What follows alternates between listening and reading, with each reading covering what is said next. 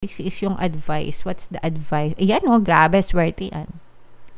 This is the energy of good luck, good fortune, swerte mga kapiksi, okay? So, iikot din ang swerte sa inyo. I-mind nyo na to, Scorpio. So, ito yung grabe, sobrang positive, di ba? May energy na ng blessing, meron pang energy ng swerte. So, i-mind nyo na yan, guys, sa comment section. Mind swerte, mind good luck, mind good fortune, mind blessings, mind biyaya, mind pagpapala, mind kasaganaan. Okay?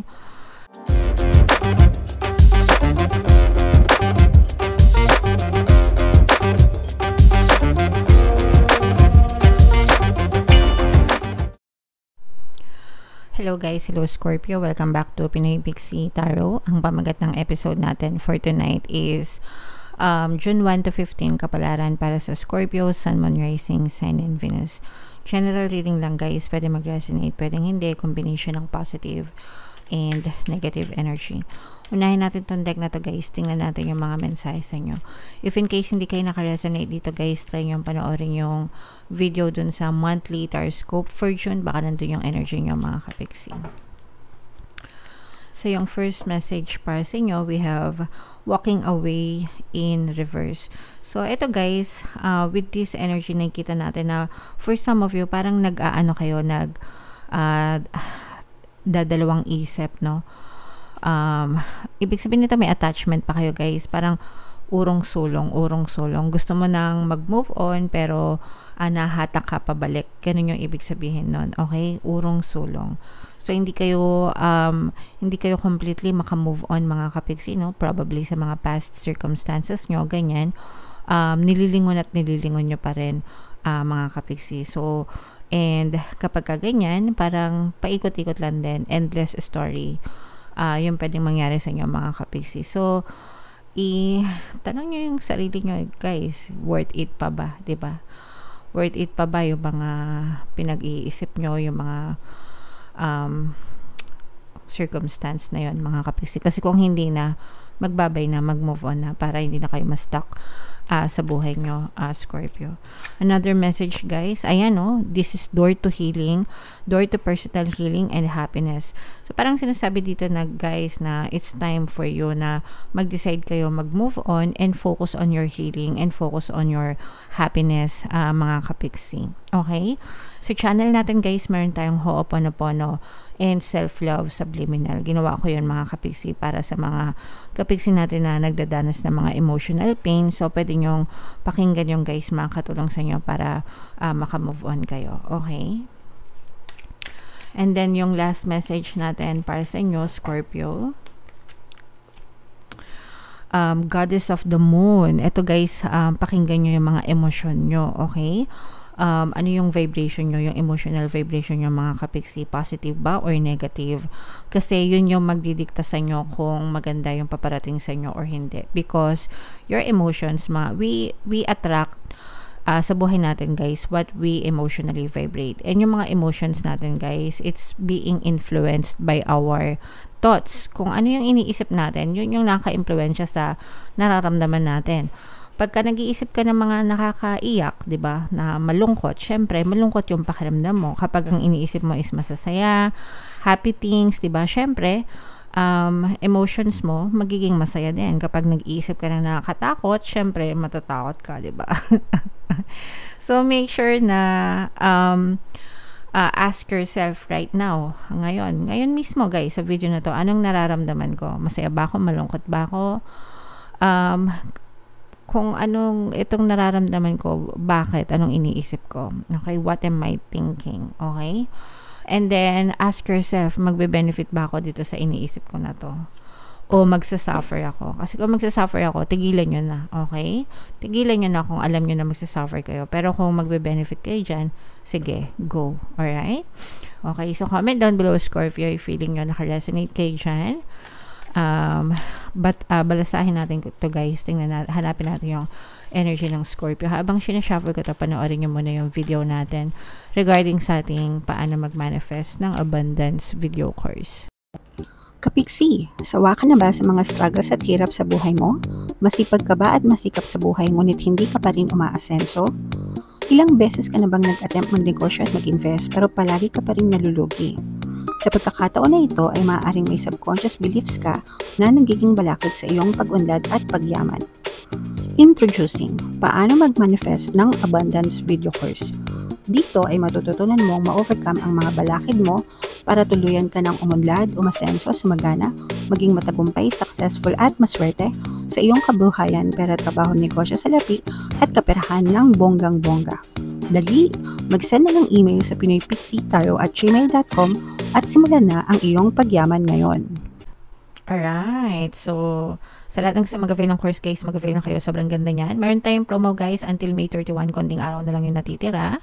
Magbibigyan ko ng 1 free pampaswerte sa Biminal o kaya naman ay 200 pesos na discount sa lahat na mag-avail ng course, kaya mag-avail na kayo guys. Meron tayong email coaching guys, manifest your desires using the law of attraction, and meron tayong bagong course, paano mawala ang third party at magkaroon ng harmonious na relationship. Para yan sa mga kapiksi natin na nagdadanas ng third party situation sa relationship nila. So if in case interesado kayo guys, mag-send kayo ng email. Meron tayong discount ngayon until May 31 guys. Intro promo yan. 30% discount guys. Sobrang laki ng discount, kaya samantalin nyo habang may discount mga kapiksi. Alright, so Scorpio guys, kayo ay represent ng Queen of Cups sa ating spread. So yung first card natin, this is your current self guys. This is deceit mga kapiksi. It's either nabiktima kayo ng panloloko mga kapiksi or may niloloko kayo. Pwedeng niloloko nyo rin yung sarili nyo guys, no?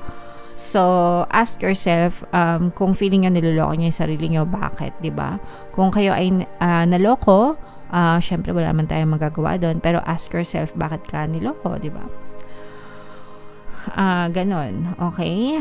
And syempre kayo naman, wag naman kayo manloloko mga kapiksi, no? Kasi obvious na bad karma yung kapalit niyan. So wag na wag tayong manloloko mga kapiksi, wag na wag tayong manlalamang ng kapwa. Alright? The theme of the month, eto guys, medyo lonely ito, no? Parang meron kang may loneliness and meron kang hinahanap, parang you're searching for something. Pwedeng you're searching for happiness, you're searching for your true purpose, ganyan, parang hinahanap mo kung ano yung magpapasaya sa'yo, hinahanap mo talaga kung anong gusto mong gawin. So yan yung theme of the month mo. Yung key goal na kailangan mong i-pursue guys is yung pag-overcome ng mga problema, no? So, kasi for some of you, maaari may mga problema, challenges, pagsubok na pinagdadaanan kayo sa buhay nyo, Scorpio. And ang key goal nyo is malampasan yon, malusutan yung mga problema na yon, maging blessing siya instead na challenges. Okay? Kasi ganun naman talaga yun guys, depende yun sa perception natin yung mga problema. Pwede natin siyang i-take as blessing sa buhay natin para matuto tayo, diba? And magka-experience, gumaling, ganyan. And yun yung goal nyo mga kapiksi. Turn your problems into blessings. Yung obstacle na kailangan nyong i-overcome, for some of you guys, parang medyo immature yung iba. Hindi naman lahat mga kapiksi.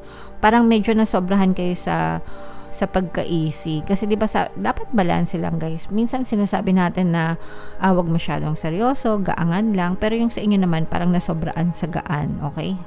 Na hindi naman nagseryoso na. So, dapat balance lang.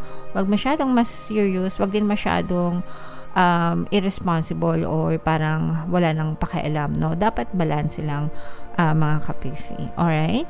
Lahat ng sobra masama, guys. Okay? And yung major accomplishment mo, wow, this is guys, love energy. So yun yung magiging major accomplishment nyo this month. Pwedeng to guys, relationship na specific person, or pwedeng you will fall in love with something na parang magsisimula kang, let's say for example, may in love ka sa isang negosyo, may in love ka sa trabaho mo, yung mga ganun. You will find your purpose. Kasi nga diba sabi natin yung iba sa inyo, medyo nagiging emo kayo. And you are trying to search for your purpose, kung anong gusto nyong gawin, and ipagkakalob yan sa inyo ni universe guys, isa yan sa magiging accomplishment mo. Ibig sabihin, ma-accomplish mo kung ano yung goal mo this month, Scorpio. Alright? What to avoid, guys, this is blessing, no? So wag nyong i-avoid to. But these are blessings mga kapiksi. Ang i-avoid nyo is yung pag-aantay ng blessings. Okay, when dadating din kasi yan automatic mga kapiksi. So, wag nating hanapin. Kasi yung iba guys, napapansin ko yan sa comment section. Kapiksi, puro blessing yung basa mo, pero hindi ko naman nararanasan yung blessing, di ba? So, ask yourself, anong ginawa mo? Sabi ko nga sa inyo guys, kahit puro blessing yung reading ko sa mga tarot readings, kung hindi ka naman aligned dun sa energy ng reading, hindi mo talaga yung ma-experience, okay? So, unang-una, syempre, pagdadasal. Pangalawa, yung sikap at syaga, yung pagkilos mo, di ba? Pangatlo, yung positibong mental diet. Kasi kahit na magdasal ka, masipag ka nga, yung mental diet mo naman, sandamakmak na negatibo, hindi mo talaga ma-experience yung mga blessings na yan, mga kapiksi. So, simula pa lang yun, yung mga sinabi ko na yun, that's the start, that's the beginning. Para ma-attract mo, mapapasok mo yung mga blessing. Kasi, kung hindi yan pumapasok sa'yo, may blocks ka, may balakid ka, kapiksi. Okay, kaya nga ako gumawa ng course, paano mag-manifest ng abundance para malaman nyo yung mga blocks nyo. Okay? So, ito guys, pwedeng masyado kayong atat sa mga blessings pero wala kayong ginagawa, mga kapiksi. Pero this is a very nice message, guys. So, i-mind nyo to, guys, sa comment section. Mind blessings, ito.